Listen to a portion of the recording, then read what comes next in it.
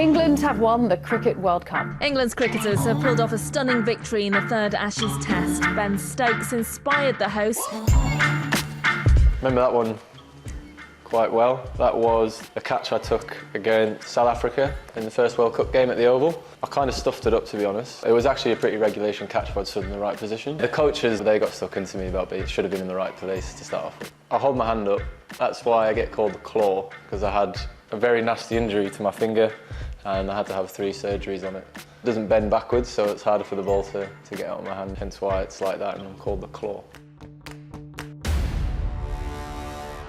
Yeah, so this was the very unfortunate incident for New Zealand and very fortunate for England, I guess, in the World Cup. Remember that I needed to get back on strike, so I just put my head down, turned out of the crease as hard as I possibly could, and then when I got to a certain point, I just pulled a full-out dive to hopefully try and make my ground, and I hit my bat and went away for 4. Something like that to change the game so much was obviously, you know, a freak incident, not something that you'd want to happen, ever, really. I just remember the moment of that, like, lying on the floor still and watching the ball run away, thinking like, oh God, sort of, like, can't believe this has happened. I apologised to Tom Latham, the keeper. I played with him at Durham for a few years. Said sorry to Kane as well.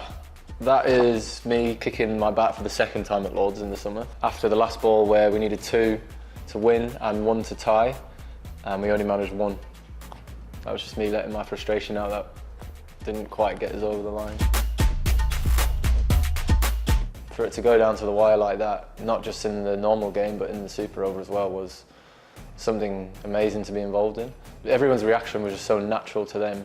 You don't plan for Super Overs, you don't have a tactic for Super Overs, it's just you've got 10 minutes to think about what you're going to do. So yeah, it was one of the greatest days I've ever had in a cricket field.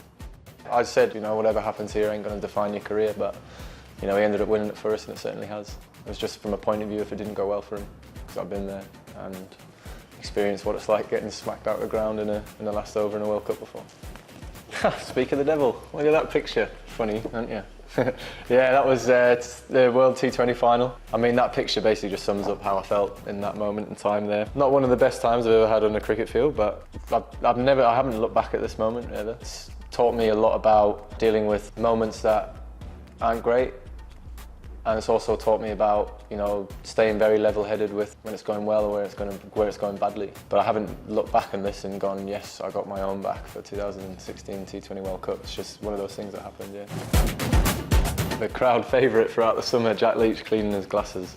I can't exactly tell you when that was at Headingley because he did it so many times. I knew he was doing it, but I don't think we both had any idea the effect it would have on the public. I told Leachy what the plan was when he came out to bat was I'm going to take, you know, four balls of the over or 5, you take 1 or 2 and see how we go on from there. He knew that he just had to survive when he was batting. It was pretty easy, we both knew what we had to do. That's, yeah, just after I hit the ball for 4 at Headingley. Pretty happy, as you can see. I only really got nervous there when we needed like 8 to win, or single figures to win. Obviously I believed that we could do it and I still had full faith that Leachy could hang around and we could get these runs, but to go from thinking that to then actually knowing that we can actually win this from here sort of got me a little bit nervous and didn't really know how to play. Loads of thoughts were going through my mind, but I think you can tell from that picture that once we hit the winning runs, that's how much it meant to me and the team. Thanks for checking out the BBC Sport YouTube channel. Remember to give this video a like and make sure you subscribe and hit the bell button so you never miss an upload. See you soon.